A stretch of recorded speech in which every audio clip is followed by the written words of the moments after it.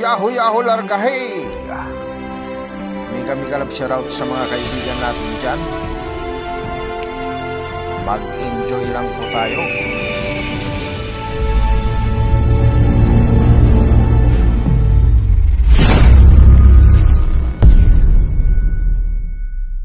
Alright, ito na guys, ito na, panibagong ano na naman tayo. Yan, magpiprito tayo ng isda.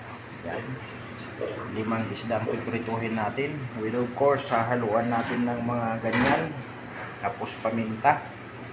May sili din at saka ito. Yan, may nagbigay sa atin kasi may kakilala tayo na nagbigay ng bunga ng malunggay. So, napasabak kaagad tayo doon sa bilihan ng isda kasi prito. Manok sana ihalo ko pero alam nyo na masyadong palos araw-araw ang manok. Napakaraming manok. So, isda muna tayo prito tapos ito. Mag-uubin sana ako ng white tuna tapos yun na lang ang isahog pero walang presko. Mas maganda ito. So, ito na lang muna. At least sabaw-sabaw tayo konti ng gulay saka isda. Yan. So makikita nyo mamaya guys yung ano nito pagkaluto. Patsamba lang, mahalaga, importante, ganun lang yun. Yahoo Yahoo Largahe, mega love shoutout sa lahat dyan. Ayos. So pinutol-putol natin yung prituhin natin yan.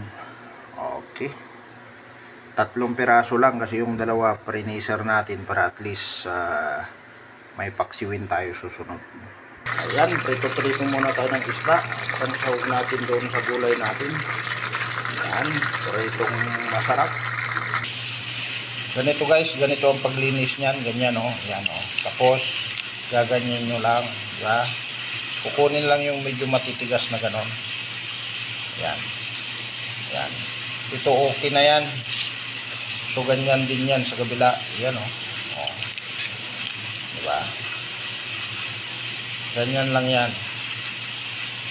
Ganyan ang paglinis niyan. Bunga ng malunggay. Yan.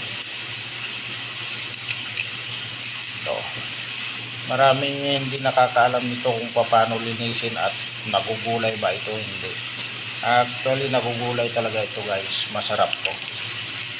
Masarap ito sa tinulang manok o isda na pinirito o inihaw.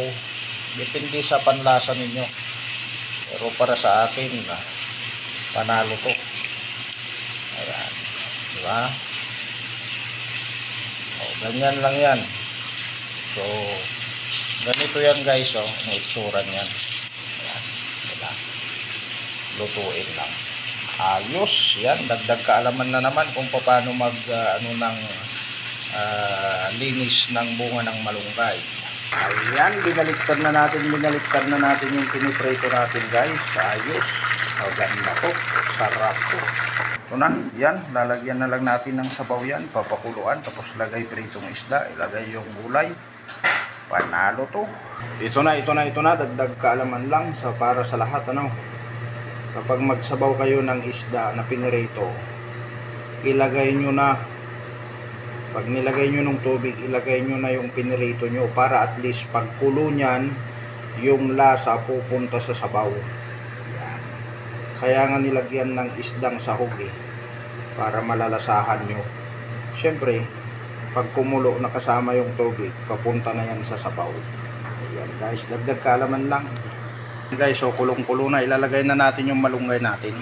Ito ayos na guys. Hoy, hindi ito yung ilalagay natin, ito yung pinagbalatan natin. No? Walang hiya kayo, joke lang yun. Ito na yan, ito na. So, hugasan na lang natin, ilalagay na natin to. Panalo yan. Ito na guys, yan. Nakatatlong hugas tayo kahit nasa taas ng puno yan. Pero maalikabok kasi dito kasi palagi ng sandstone. Yan, isinama na natin yung siling haba. Yan. Nakatatlong hugas tayo yan. So, ilalagay na natin to guys. Ayan, nakalagay na. Ayan, konting ano lang, isubmerge lang natin. Tapos hayaan natin na kumulo. Pangatlong kulo, swak na. Kainan na. Ayan. Pwede na tikman yan, timplahan, kung anong kulang.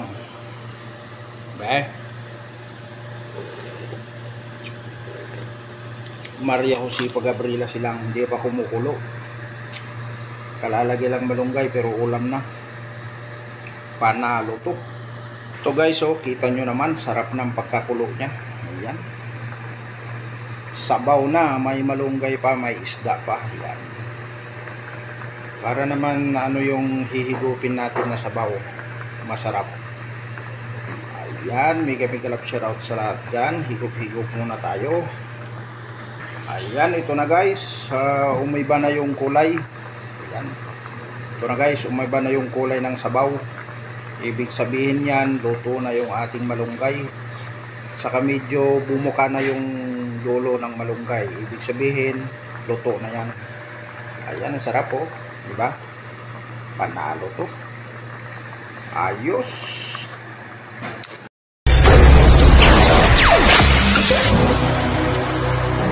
Guys, maraming salamat. Enjoy.